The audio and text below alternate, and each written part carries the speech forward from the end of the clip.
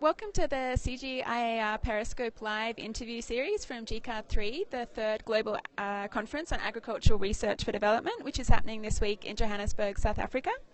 My name is Sara Quinn, and I'm the communication specialist for the International Potato Centre based in Nairobi, Kenya.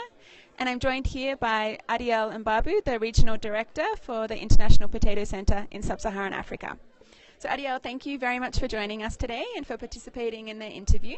Can I ask you to just firstly introduce yourself and to tell us a little bit about what SIP is doing with potato and sweet potato in Africa?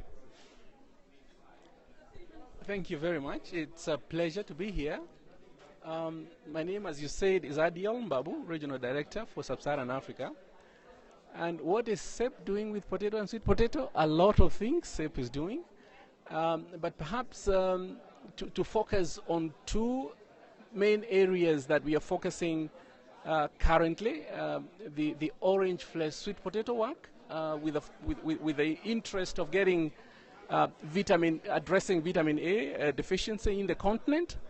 And a second piece of work that we are looking at, focusing on potato program to address seed bottlenecks. As you may know, potato doesn't do very well without very good seed, and the market for the seed, potato seed, is challenging. So we are looking to how we can create or strengthen the seed systems to address that bottleneck. So those two things, perhaps, just to highlight the two, but there is a lot more going. If you need more details, we can discuss. Thank you. Fantastic. Thank you, Adiel.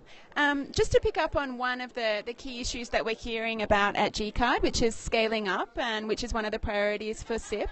Can you share with us some of your thoughts and reflections on the challenges of scaling up, and perhaps give an example from SIP? Yes. Scaling up is certainly very topical now, and for very good reasons. A lot of what research organizations such as SIP have succeeded in doing is, for various reasons, we are very successful at reaching out pilot successes. Fewer and fewer people, because we get funded with small projects, relatively small projects with relatively short time frames. So we are very successful at achieving impact at relatively small scale. But the question is, to what extent can we actually reach the general population of all those people who need this kind of support? For example, vitamin A deficiency is very widespread in the continent. So the challenge for us is, if we have found a solution for the few that we've reached, how can we reach all those who need that support in the entire continent? That is a daunting challenge, given the resources available to us, the capacity we have. And so we are then trying to figure out how to create necessary partnerships that can help us spread out this technology to all those who need.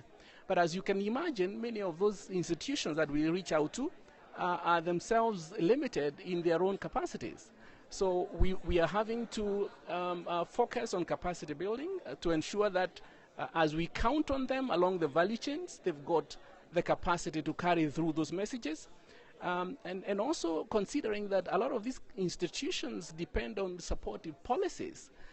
We are also focusing a lot on engaging policy processes so that we can influence policymakers to provide the necessary policy infrastructural support and to the extent possible the resources necessary, because scaling up is really talking about a population, and that's large. You really need our own national investment process and national commitment to this. So you not only require policy support, you also need the capacities to go with it.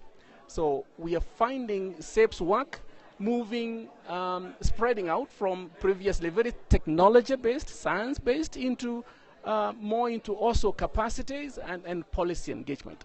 And I think in that way we can hopefully aspire to reach the scale that can reach all the population that we target. Thank you. Fantastic. Thank you very much, Adiel. I think another term which is talked about a lot is agricultural innovation. Maybe you could give us another example from SIP's work in Sub-Saharan Africa around agricultural innovation. It sounds like orange flesh sweet potato might be one of those things that you could talk about a bit more.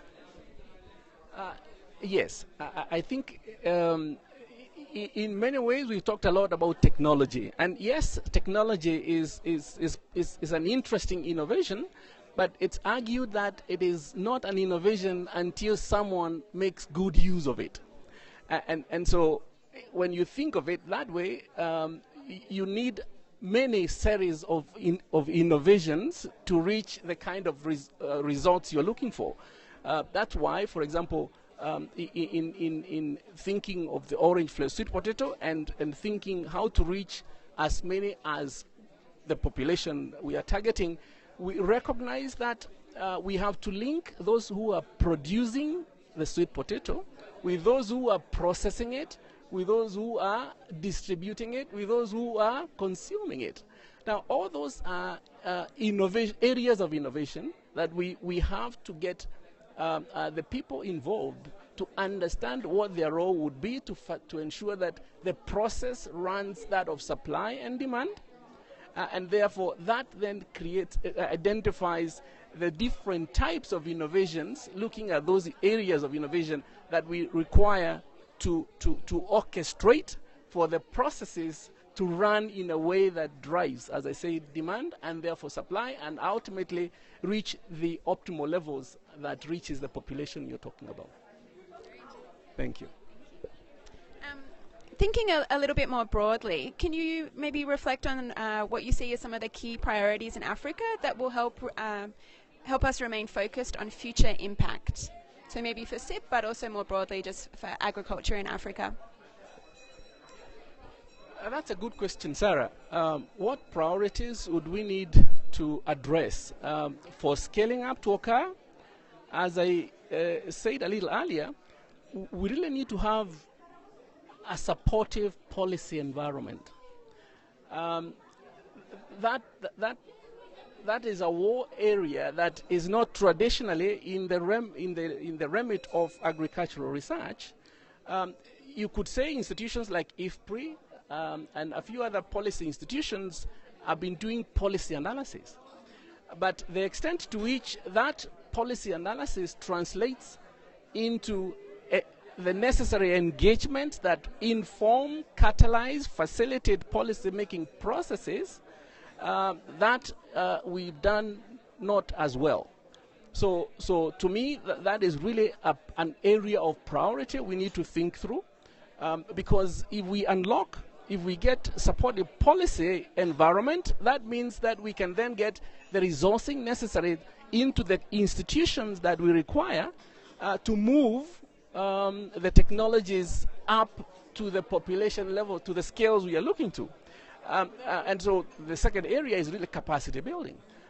In SIP, we are increasingly interested in getting capacities along the value chain, both the sweet potato and the potato program that we are working on, working on ways to finding institutions that we can partner with so that we can get capacities built along those value chains to ensure the vibrancy necessary to get the ideas flow from production to consumption.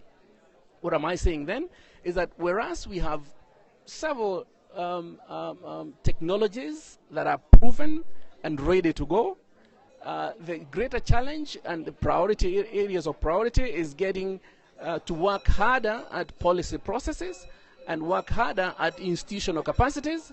We've done a lot of capacities at the individual level. The question is how we get these very competent individuals working in institutional systems that really harness the entire innovation system that is required to drive the scaling up process. Thank you.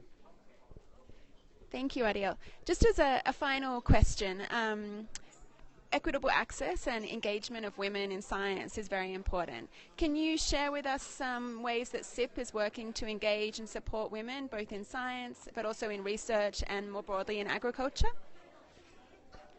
Very good question. One of the things I really like about SIP as an organization is the way it has been very sensitive to achieving a gender balance. I have seen two of our director generals now, Barbara the second and Pamela the previous, putting a lot of focus in the recruitment process, in the retainment process, the incentives to retain and the incentives to grow both genders. I've seen statistics improve from relatively low proportions of women if you look at an organization on the whole. And now as you look at it, we are almost reaching 50-50 to a large extent. This is because there has been a very conscious policy decision to ensure that there is a gender balance in not only recruitment but also in retaining. This is for very good reasons. Both genders bring different strengths, if you like, and complement each other very well. And so the extent to which we build the capacity of a balanced gender relations is the extent to which we can then reflect that energy into the population that is also requiring a similar balance. We've been in the past criticized as researchers when it was male dominated, that how do we expect for the male-centered scientist institutions reaching out to an agriculture-based society in Africa where most of the producers were women, and to what extent then would we really understand their needs, understand their limitations, understand their potentials without a fair access to all the dimensions. And I think with that concern, the commitment we have to get that balance right is a healthy one, and I would hope that we continue to sustain the same spirit and become even stronger into the future. Thank you. Great. Well, I think the time out to participate in the interview, and I hope you enjoy the rest of your week at GCARD3. Thank you, Sarah. Thank you. I appreciate the opportunity. Of course.